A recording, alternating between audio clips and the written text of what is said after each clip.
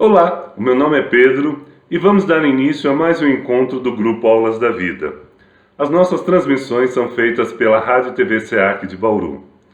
A pergunta que norteia o nosso estudo de hoje é: o Espiritismo é religião?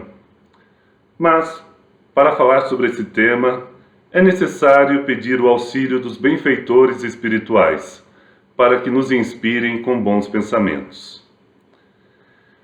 Deus nos fortaleça e nos inspire com a sua luz, para que possamos ser mensageiros da fé e da bondade. Que os ensinamentos que a doutrina espírita nos traz possam iluminar as nossas vidas e nos ajudar a nos tornarmos pessoas melhores. Que o conhecimento nos ajude a ter mais amor e compaixão, que nos ajude a entender a relação com as outras pessoas e a tornar o mundo um lugar melhor para se viver. Que assim seja. Pode parecer um contrassenso orar para Deus e, ao mesmo tempo, questionar se o Espiritismo é religião ou não. Mas temos que lembrar que no Espiritismo usamos a razão, usamos a inteligência para compreender o mundo em que vivemos. E também utilizamos o livre-arbítrio, que nos dá a liberdade para questionar e avaliar as informações que nos chegam, justamente para que possamos crer com mais confiança e serenidade. Se temos fé, é uma fé raciocinada, baseada no estudo contínuo e sistematizado. Por isso, vamos começar o nosso estudo de hoje observando um trecho do Evangelho que diz: se alguém supõe ser religioso e não refreia sua língua, antes engana o seu próprio coração, a religião desse é vã. Esse trecho está no Evangelho de Tiago, lá no capítulo 1, versículo 26. Se alguém supõe ser religioso, significa que segue um conjunto de valores e crenças que o auxiliam a tomar decisões no seu dia a dia, que vão orientar no seu comportamento. Então, se eu me identifico com uma religião, se eu me considero um religioso, eu vou ter um conjunto de valores, de crenças, que vão me ajudar a tomar as pequenas decisões no meu dia a dia, se eu ajo dessa maneira ou daquela outra maneira. Provavelmente, todos nós que buscamos aprender um pouquinho mais sobre a doutrina espírita, nos consideramos religiosos, porque nós lemos o Evangelho com frequência, nós estudamos as obras de Kardec, nós assistimos palestras, fazemos trabalhos voluntários, participamos de atividades. Então, nós cremos que somos seguidores do Cristo. Mas será que basta isso para que possamos dizer que nós somos cristãos? Tiago nos alerta de que de nada adianta se considerar bondoso se não existem ações que de fato comprovem essa atitude. Não basta apenas ter boas intenções, é preciso ser vigilante e observar tudo aquilo que fazemos. Se alguém supõe ser religioso e não refreia sua língua, antes engana o seu próprio coração, ou seja, engana a si mesmo. Refrear a língua significa verificar se não existe maldade nas palavras que usamos em nossas conversas. Refrear a língua é não praticar o mal, é não utilizar as palavras para ofender, desmerecer, machucar. Quantas brigas, quantas discussões não começam com palavras que são ditas sem reflexão, com o objetivo apenas de diminuir as outras pessoas, de ofender as outras pessoas. Usando palavras, nós declaramos guerra uns aos outros. Então é por isso que Tiago nos lembra que a religião desse é vã. Significa que eu me considero religioso, mas eu não refreio a minha língua, então essa religião que eu digo que eu sigo, ela não tem utilidade, ela é vã, ela é inútil, ela não serve para nada. O objetivo das crenças e dos valores é fazer com que a gente observe o nosso comportamento, que a gente pare para pensar sobre tudo aquilo que estamos fazendo. Não agir apenas por instinto.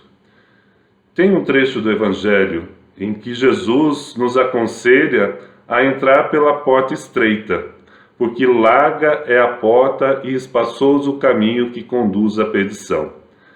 Nesse trecho, Jesus está nos lembrando que entrar pela porta estreita é aquela que exige um comportamento diferente, que exige colocar em prática as nossas qualidades morais. A porta larga, aquela que é fácil de entrar, é aquela que nós damos vazão às nossas imperfeições. É aquela que nós não precisamos pensar sobre o que nós fazemos. Então, Jesus ainda diz: estreita é a porta e apertado o caminho que leva à vida, e são poucos que a encontram.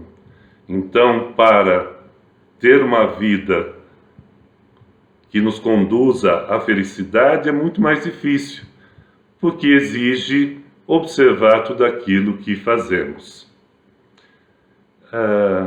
Voltando então lá para o apóstolo Tiago, que estava falando então, de que a nossa religião ela é vã, ela é inútil se ela não nos ajuda a observar aquilo que nós fazemos.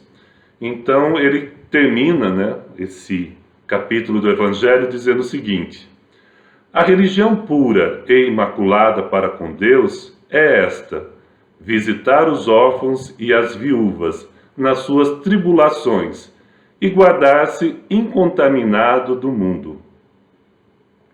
A religião pura e imaculada para com Deus, ou seja, a religião que é boa, é aquela que promove atitudes como visitar os órfãos e viúvas, ou seja, praticar o bem.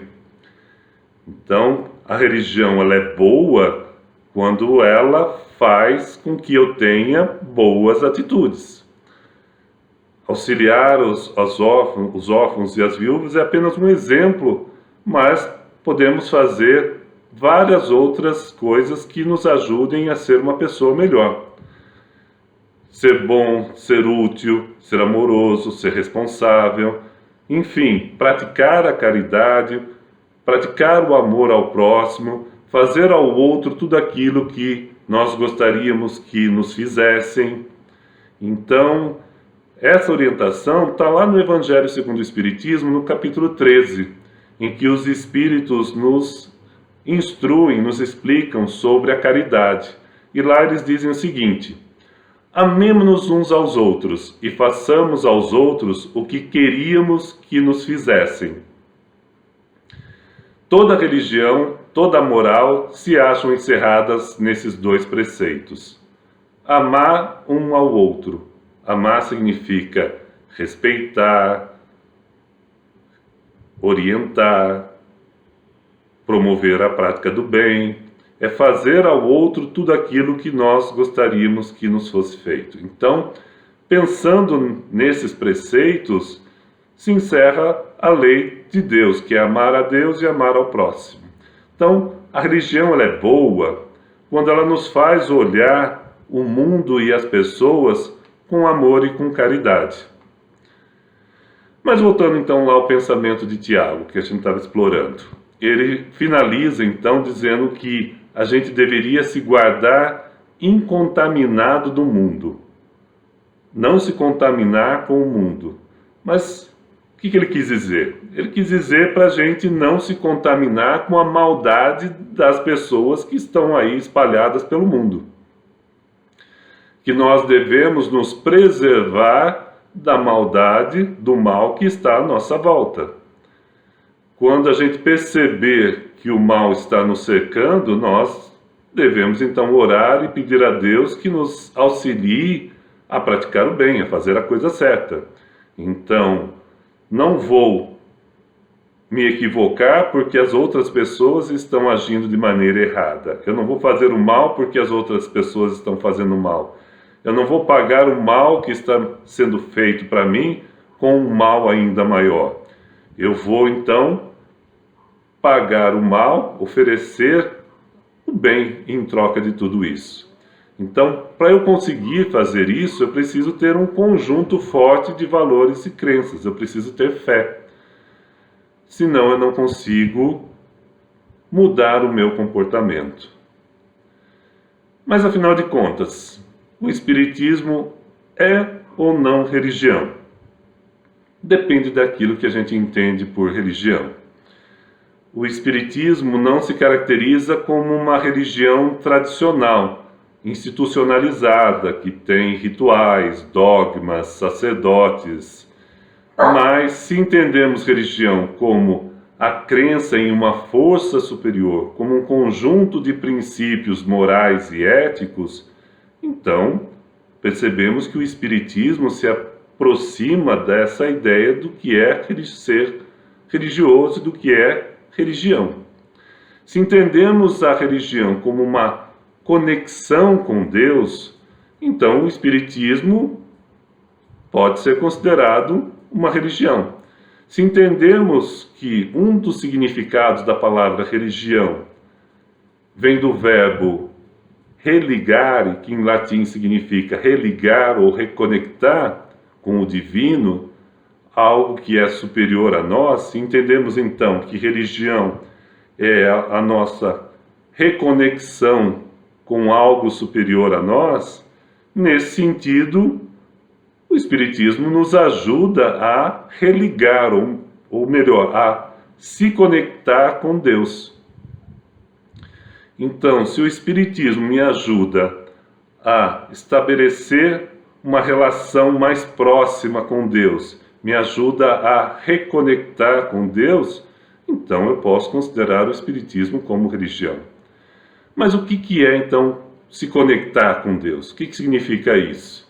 Significa que nós precisamos elevar o nosso pensamento a Deus. Se nós formos lá na questão 649, os Espíritos nos dizem que a melhor forma de orar é elevar o nosso pensamento a Deus. E o que é elevar o nosso pensamento? É dirigir o pensamento, é dialogar com Deus, é conversar com Deus. Então, quando pensamos em Deus, quando nos conectamos em pensamento com Deus, nós nos aproximamos dele. E o que é Deus dentro desse conceito do Espiritismo? O que é Deus para os Espíritos? Essa foi a primeira pergunta que Kardec fez no Livro dos Espíritos. Então, se nós formos lá no Livro dos Espíritos, na questão número 1, Kardec pergunta: o que é Deus? E os Espíritos respondem: Deus é a inteligência suprema, causa primeira de todas as coisas. Inteligência suprema é a inteligência máxima que existe. Não tem outra inteligência maior do que Deus. Então, Deus é a inteligência máxima que existe e é Ele que criou tudo o que existe. Então, causa primeira de todas as coisas é que tudo tem origem em Deus. Então, Deus é a origem, Deus criou tudo o que existe.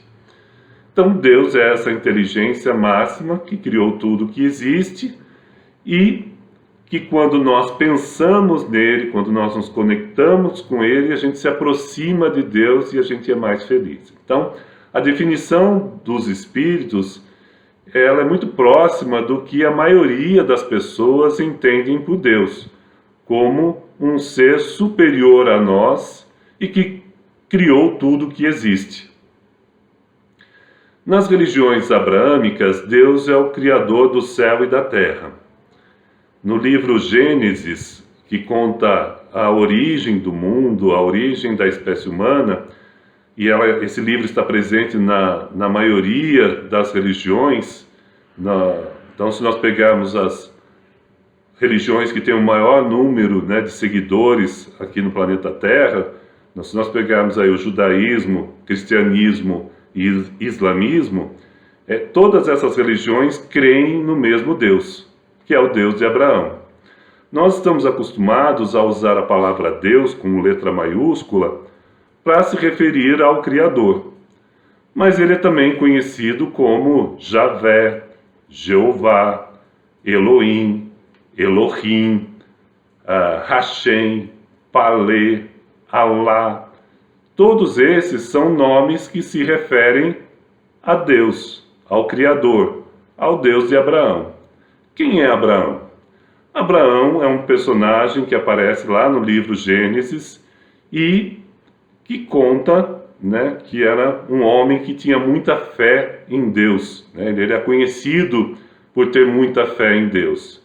E Deus, para testar a sua fé, pede então que Abraão sacrifique o seu único filho, Isaque, para provar que realmente ama Deus, né? Que Abraão então, né, tinha que provar para Deus que ele amava mais Deus do que o seu próprio filho Isaque. Então, para provar que ele amava mais Deus, ele teria então que sacrificar o seu próprio filho.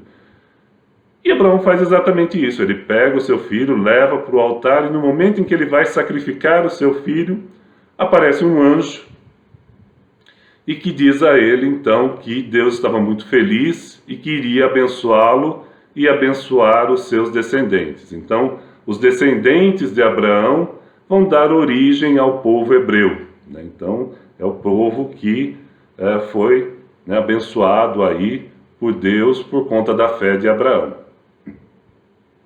Passa o tempo, esse povo hebreu acaba sendo escravizado lá no Egito e Deus, então, para libertar o seu povo, né, da escravidão do Egito, envia Moisés. Então, se vocês lembram da história de Moisés, Moisés é aquele menino que é colocado em um cesto e que, para não ser morto, né, e só que ele, então, vai ser acolhido pela esposa do faraó, que vai criá-lo como um príncipe.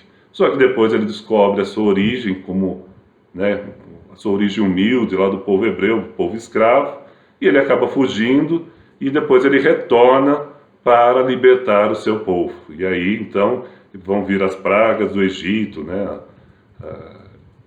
que vão causar grande transtorno, até que o faraó liberta o povo hebreu, que Moisés conduz, né, através do Mar Vermelho, né, eles cruzam o Mar Vermelho, vão em direção ao deserto e ficam peregrinando pelo deserto. Lá, Moisés recebe os 10 mandamentos, né, e aí esse povo todo, né, que se estabelece depois, vai dar origem aos judeus.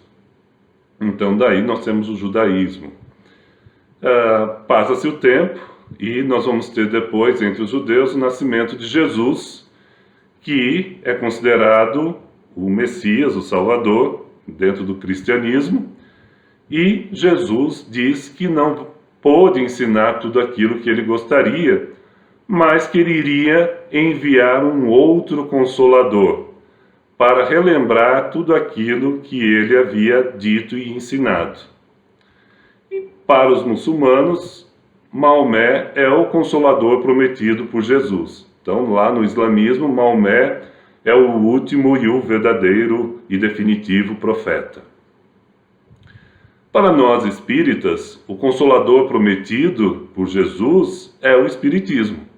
Então, Jesus é para nós o modelo a ser seguido como perfeição moral. Isso está lá na questão 625 do Livro dos Espíritos, né? Então, para nós, Jesus é o modelo de perfeição, mas o Espiritismo vem para explicar de maneira clara, de maneira fácil, tudo aquilo que Jesus procurou ensinar na sua passagem aqui pela Terra.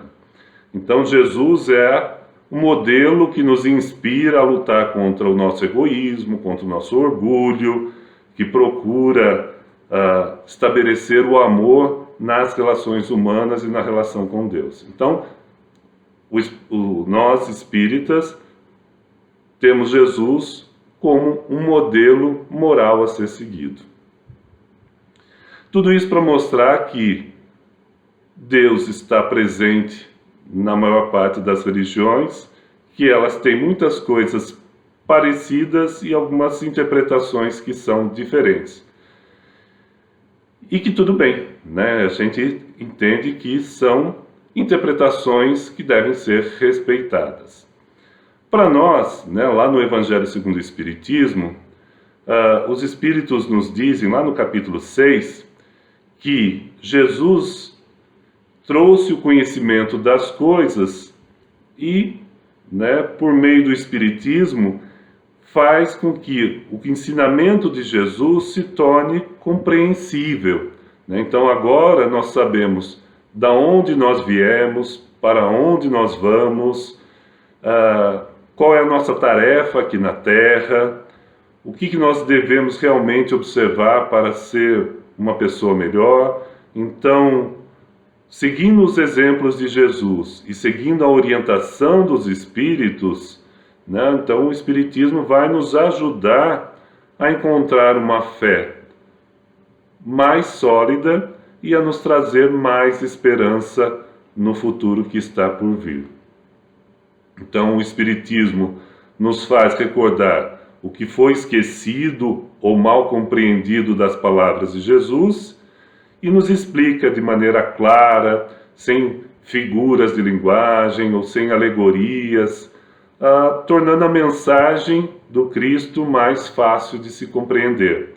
E traz a consolação para todas as pessoas que sofrem, porque sabe, né, o Espiritismo nos explica que nenhum sofrimento é inútil, né, que mostra a causa justa e a utilidade das nossas dores e dos nossos sofrimentos, das dificuldades que nós passamos pela vida. Então, quando a gente começa a entender tudo isso, nós encontramos a consolação, nós encontramos o alívio para as nossas dores e para os nossos sofrimentos. Mas por que então se fala que é doutrina espírita e não religião espírita?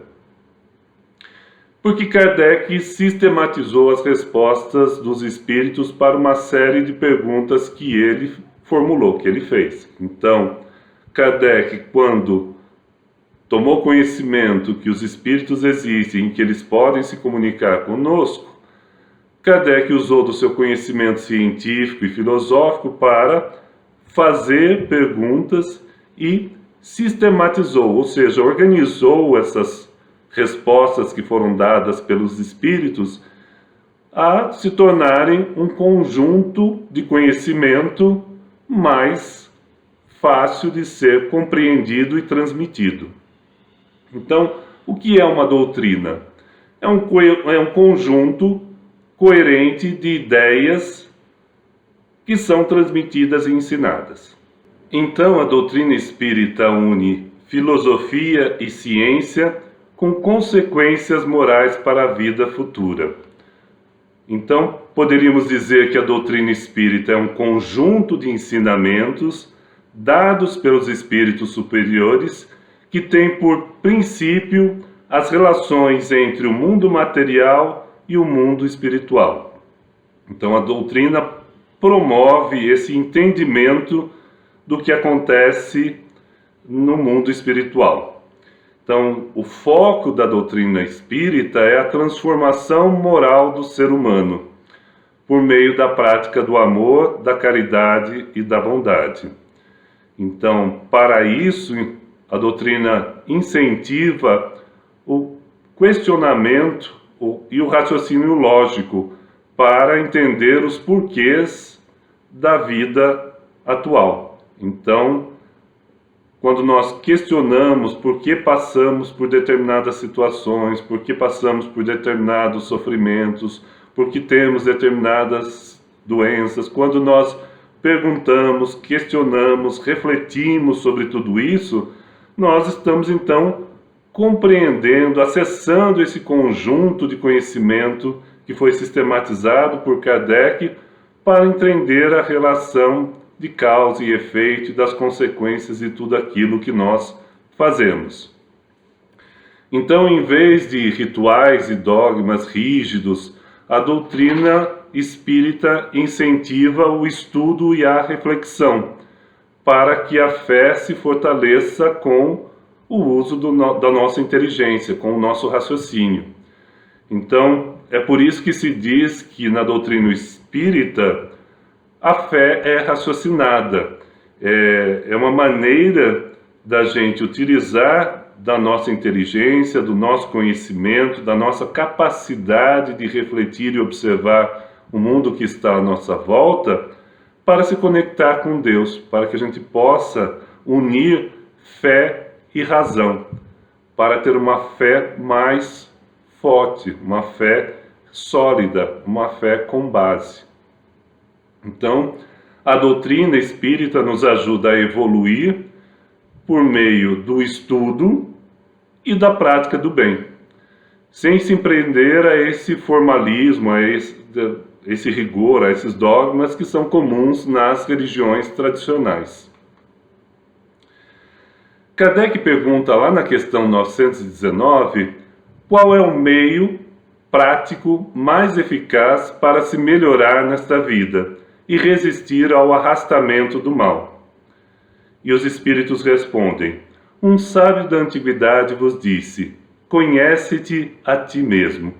Conhecer a si mesmo é conhecer as nossas imperfeições, é observar as nossas falhas morais, é refletir sobre o que podemos fazer para nos tornarmos pessoas melhores. Então, quando nós buscamos conhecer a nós mesmos, nós estamos olhando para tudo aquilo que nós podemos ter feito de maneira equivocada e perceber em que momentos nós erramos ou nos equivocamos, em que momento nós tomamos atitudes que são consideradas erradas.